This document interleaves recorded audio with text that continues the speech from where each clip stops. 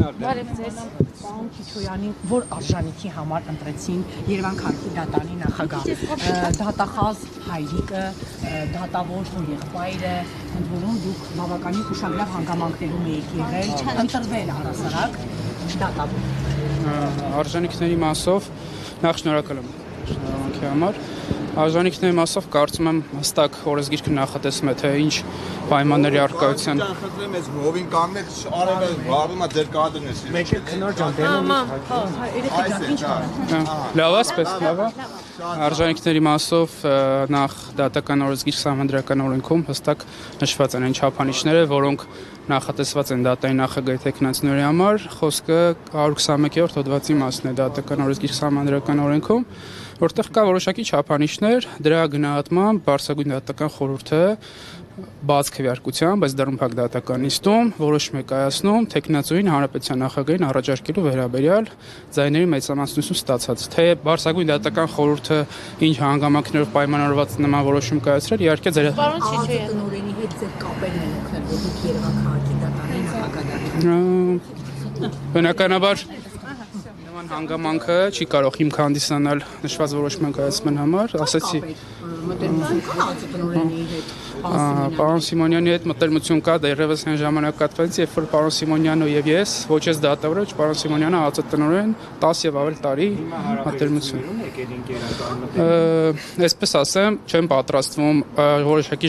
ժամանակավոր որոշակի երևույթների համար, խոսքը պաշտոնի մասին է, ընկերներից հրաժարվել, բնականաբար շփումներ կան, բայց այդ շփումները Պարոն Սիմոնյանը համարվում է ազգային անվտանգության ծառայության տնօրենի հետ բազմաթիվ լուրեր կար, ասում են համարվում է ԱԱԾ տնօրենը, բայց ողջ դատական համակարգը ինքն է կուրացիա անում։ Հիմա դուք նաև հաստատում եք, որ կան այդ կապերը, դեռևս 10 տարի այդ կապերը եղել են, եւ ըստ էության բավականին երիտասարդ տարիքում նշանակում եք Երևան քաղաքի դատարանի Ես էլ հավելեմ, որ նաև օպերատիվ հետազոտական միջոցառում իրականացնելու միջնորդությունները ձեզ վստահվեցի, բան չէ։ Երբ 27-ամյա եք, չէ, 28 դեռևս 3 տարի առաջ։ Հա, այսինքն այդ տարիքում ձեզ վստահվեց նաև դա ԱԱԾ տնօրենի հետ կապ, ձեր այսինքն այս կապերը հուշման չեն արել, համարել են պարոն Քիչոյանը այնքան լավ գիտելիքներ ունի, ու արդյունքում գիտելիքները ինչ պատասխան եք ակնկալում դուք ինձանից թողեք ձեր հարցերին պատասխանել։ Երևանի դատարանում ձեզնից ավելի փորձառու, բազմամյա փորձունեցող դատավորներ կային, կարծում եմ նաև արժանի, ես չեմ ասում արժանի չեք եկեք։ Այսինքն ո՞նց ստացվեց, որ դուք ընտրվեցիք։ Հիմա որ թողեք ձեր հարցերին կպատասխանեմ։ Նախ նշանակման հետ կապված առասարակ դուք գիտեք բոլորդ էլ որ կա որոշակի չափանիշներ դատավորի նշանակման համար, խոսքը նույնիսկ նվազագույն տարիքային շեմի մասին է։ Հիմա եթե օրենսդիրը սահմանել է որոշակի տարիքային շեմ, այդ շեմը ես բավարարել եմ, բնականաբար իրավական բոլոր ընթացակարգերը նշանակվել եմ։ Ինչ վերաբերում է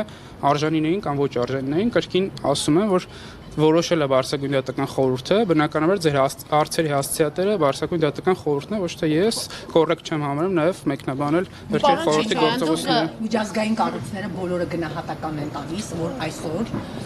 դատական համակարգը ամբողջությամբ քաղաքականացված է, անկախ չէ։ Ինչ ունեք, դուք այս մասով ունեք ձեր գնահատականը։ Ճիշտն ասած չեմ լսել նման գնահատականներ, չգիտեմ որտեղից եք այդ մեջբերումները իրականացնում։ Հակափաստարկն այն է, որ օրենքի օրինական ուժի մնացած դատական ակտերն են,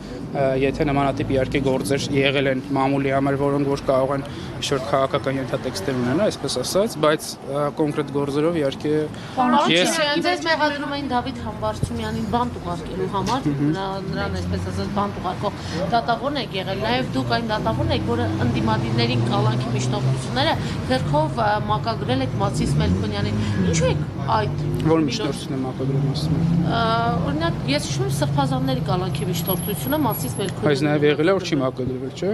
Ընդդիմադիր Հայաստանությամբ քաղաքական նրբերանգ ունեցող գործերով, պարոն Չիչոյան, մակագրվել է Մասիս Մելքոնյանին։ Ավանի նստավարում բացի նրանից այլ դատավոր կա։ Իհարկե կան, մակագրվել են բոլորին, նաև այլ նստավարերի դատավորների, եթե նկատել եք կախված կալանքի քանակներից, ծավալից, հերթապահության են ներգրավում նաև այլ նստավարերի դատավորներ, մակագրություն իրականացում է հավասարաչափ եւ դատական օրենսգիր սահմանադրական օրենքով նախատեսված ընթացակարգով, խոսքը այ բնական կարգով։ Բայց հերթով էլի հարցեր է ժողովուրդ։ Բոլոր դատարանները դառնում են հերթապահ։ Այս բանի դրությամբ եւս 3 իմ կողմից հրաման է արձակվել բոլոր դատարանները հերթապահության ներգրավելու հետ կախված քանակից կալանքի միջնորդությունների եւ կախված նաեւ նստավայրի հերթապահ դատավորների քանակից, եթե քիչ են լինում, բնականաբար պետք է ֆիզիկապես նաեւ հասցնեն։ Որ հենց մի հատ քաղաքական գործ ալինում բոլոր դատարանները դառնում են հերթապահ դարձի զուգադիպ։ Նայեք ինչ նախնդիրը վերջերս այնքան շատ է միջնորդությունները կալանքի, որ գրեթե ամեն շաբաթ բոլոր դատարանները ներգրավում են հերթապահ, այսինքն այնպես չի որ դա այդպես հենց պիտի այսպես ասած որոշակի հնչեղություն ունեցող գործներին նոր ներգրավեն, այս պայդրությամբ եւս ներգրաված են դատարանները։ Պարզապես ձեր խոսքերը արժանահավատ չեն այնքանով ներողություն գնահատական իջակերտավոր,